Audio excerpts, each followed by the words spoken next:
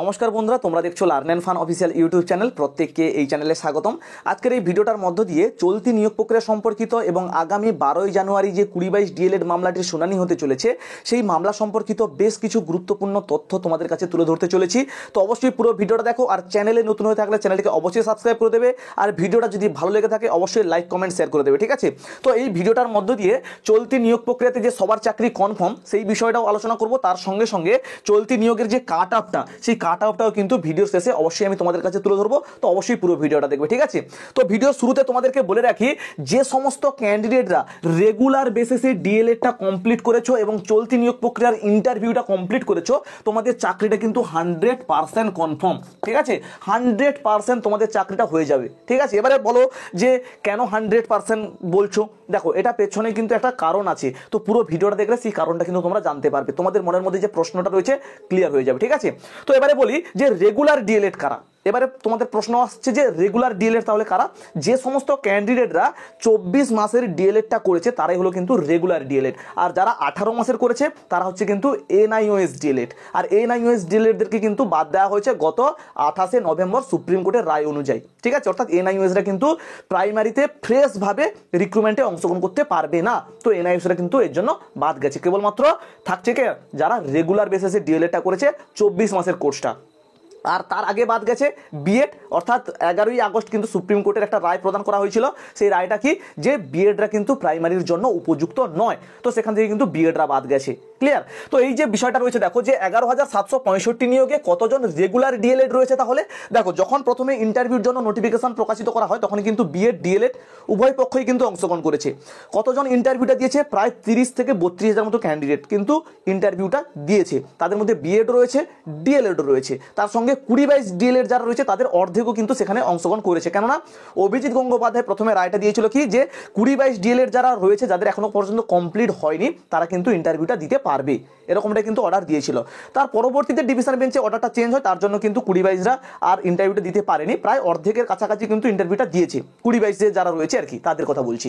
তো এবার বিষয়টা হচ্ছে যে 30-32,000 মতো কিন্তু ইন্টারভিউটা দিয়েছে। তো যখন 11ই আগস্ট রায়টা এলো যে বিএডরা অংশগ্রহণ করতে পারবে না, তো বিএডদেরকে বাদ দিয়ে আমাদের দাঁড়িয়েছিল কত? 13 থেকে 14,000 মতো। 13 থেকে 14,000 মতো কিন্তু কেবলমাত্র ডিএলএড ক্যান্ডিডেটরা ছিল। তার পরবর্তীতে আবার 28শে নভেম্বর একটা রায় এলো কি, এনআইওএসরাও কিন্তু বাদ যাবে, ঠিক আছে? এনআইওএসরাও কিন্তু বাদ যাবে। এদের সংখ্যাটা কত? 4,000। এদের সংখ্যাটা হচ্ছে 4,000। যদি 13,000 টোটাল ধরি, 13,000 থেকে 4,000 বাদ গেলে থাকছে কত? 9,000, ঠিক আছে? 9,000 ক্যান্ডিডেট। তো এর মধ্য থেকেও কিন্তু 9-10,000 হচ্ছে। তো এর মধ্য থেকেও কিন্তু 20-22-এর কিছু বাদ যাবে, যারা ইন্টারভিউ দিয়েছে তারাও কিছু বাদ যাবে। পরবর্তীতে যদি তাদের পক্ষে রায় আসে তখন আলাদা ব্যাপার, কিন্তু তাদেরকে বাদ দিয়ে মোটামুটি 9,000 মতো কিন্তু ক্যান্ডিডেট থাকছে। বুঝতে পারলাম? অর্থাৎ আমাদের এই চলতি নিয়োগে রেগুলার ডিএলএড থাকছে কেবলমাত্র 9,000 ক্যান্ডিডেট। আর আমাদের ভ্যাকেন্সি কত রয়েছে? 11,765টা। তো যদি 9,000 ক্যান্ডিডেট হয় আর 11,765টা ভ্যাকেন্সি হয়, তাহলে প্রত্যেকের চাকরিটা কনফার্ম হচ্ছে কি না, 100% কনফার্ম হচ্ছে কি না? হচ্ছে তো। তো এই জন্যই বললাম যে চলতি নিয়োগে যারা রেগুলার ডিএলএড বেসিসে ডিএলএডটা কমপ্লিট করেছে এবং ইন্টারভিউতে অংশগ্রহণ করেছে তাদের প্রত্যেকের চাকরিটা কিন্তু 100% কনফার্ম। বোঝাতে পারলাম? আর রেগুলার ডিএলএড কত রয়েছে? মাত্র 9,000। ক্লিয়ার?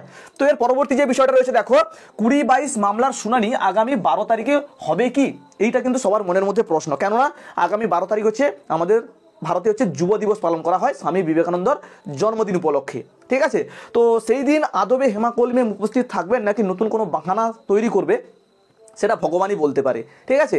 তো যেরকমভাবে দেখে আসছি যে মানে ডেটের পর ডেট চেঞ্জ করছে, হেমা কলিমে উপস্থিত থাকছেন না, তো কি হবে একমাত্র উনিই জানেন, ঠিক আছে? আর ভগবান জানেন। পুরোটাই সুপ্রিম কোর্টের উপর ডিপেন্ড করছে যে এই মামলাটার রায় 12 তারিখে আসবে কিনা। কেননা সরকার পক্ষ থেকেও কিন্তু চাইছে যাতে এই মামলাটা তাড়াতাড়ি নিষ্পত্তি ঘটে এবং এর যাতে স্টেটা, অর্থাৎ চলতি নিয়োগ প্রক্রিয়ার উপর যে স্টেটা রয়েছে সেটা যদি উঠে যায়, সেটার দিকে মোটামুটি কিন্তু সরকারও চাইছে, ঠিক আছে?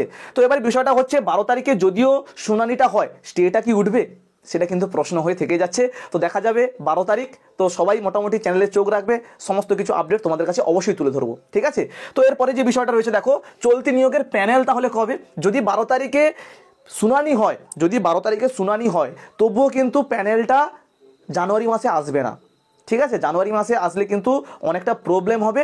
কেন প্রবলেম হবে এই বিষয়টা নিয়ে আমি একটা ভিডিও তোমাদের কাছে অবশ্যই তুলে ধরবো এরপরে, তো ভিডিওটা দেখে নেবে। ঠিক আছে, জানুয়ারি মাসে প্যানেলটা আসবে না কেন বলছি অবশ্যই তোমরা দেখে নেবে। ঠিক আছে, আর তোমরা কমেন্ট করে জানাও যে জানুয়ারি মাসে প্যানেলটা আসবে কিনা, তোমাদের কি মতামত। ঠিক আছে, তোমরা অবশ্যই কমেন্ট বক্সে কমেন্ট করে জানাবে। তো এরপরে যে বিষয়টা রয়েছে দেখো, 2022 স্টেট পাসদের বর্তমান পরিস্থিতি কি। দেখো বন্ধুরা, 2022 স্টেট পাস যারা রয়েছে, আমিও একজন 2022 স্টেট পাস, তো কি বলবো, এখন পুরো একদম শোচনীয় অবস্থা।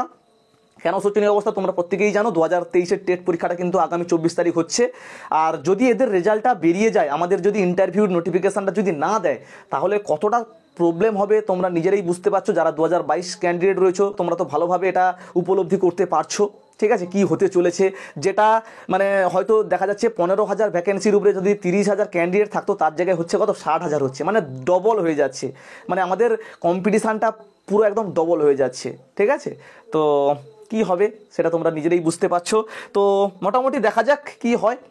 ঠিক আছে, যদি রেজাল্ট অর্থাৎ 2023-এর যে টেট পরীক্ষাটা হচ্ছে তার রেজাল্টের আগে যদি আমাদের ভ্যাকেন্সিটা দেয়, কিংবা আমাদের যদি ফর্ম ফিল আপটা করিয়ে নেয়, তাহলে মোটামুটি একটা শান্তিতে থাকতে পারবো। না হলে কিন্তু খুব বিপদ। কেননা যদি 2023-এর রেজাল্টটা বেরিয়ে যায়, পর্ষদ সভাপতি যতই বলুক না কেন যে তাদেরকে নেওয়া হবে না, ঠিক আছে, তাদেরকে কিন্তু নিতে হবে বাধ্য তখন। কেননা যদি তাদেরকে অংশগ্রহণ না করায়, তাহলে কিন্তু তারা কেস করবে, আবার আটকে যাবে। তাদেরকে কিন্তু নিতে হবে। আর তারা যদি অংশগ্রহণ করে, অর্থাৎ 2023-এ যারা টেট পরীক্ষা দিচ্ছে তারা যদি অংশগ্রহণ করে, তাদের কাছে তো আমরা পাত্তাই পাবো না। তাদের একাডেমিক তো প্রচুর, কেননা করোনা টাইমে মাধ্যমিক উচ্চ মাধ্যমিক দিয়েছে, তাদের তো মোটামুটি নাম্বার তো প্রচুর। ঠিক আছে, তো এবারে 2022 স্টেট পাসদের বর্তমান পরিস্থিতিটা কি তোমরা বুঝে নাও।